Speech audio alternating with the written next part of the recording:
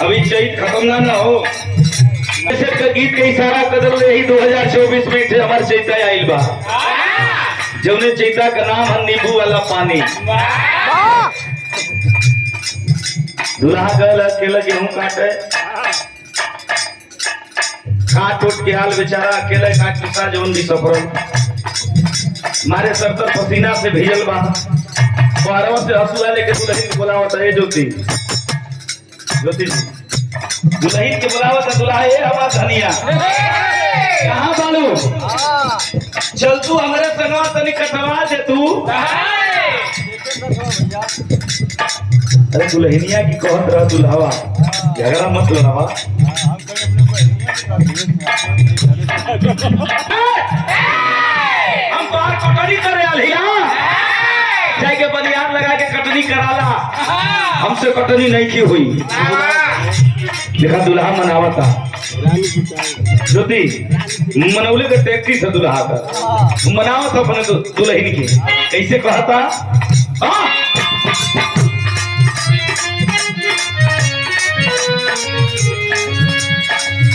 ये कहो हमार धनिया हो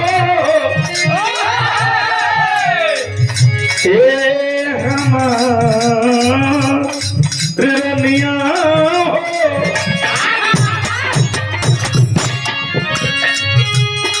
कहे धनी मारी हम गर्मी के मारे हो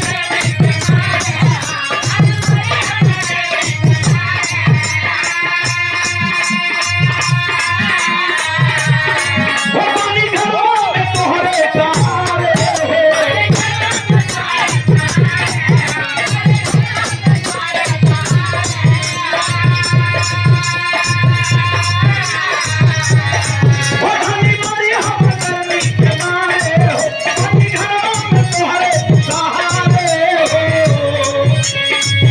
दुल्हनिया प्यार से कह दिया कि राजा कटनी हमारा से ना हुई सुना।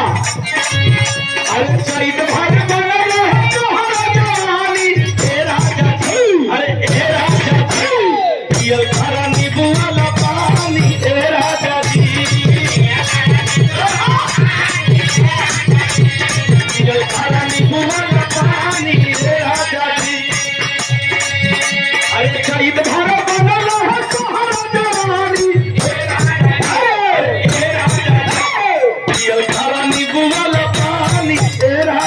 हंसले के बोले मन तारी जहां हो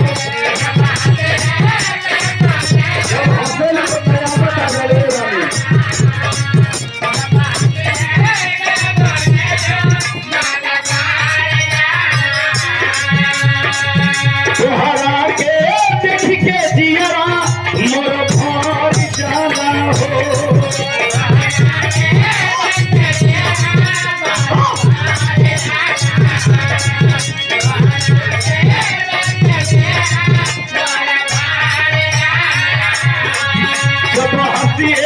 के बोलेलू मन तोहारी जाला हो तोहरा के देख के जियरा मोर भारी जाला हो।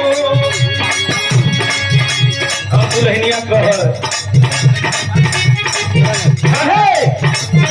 अरे जबल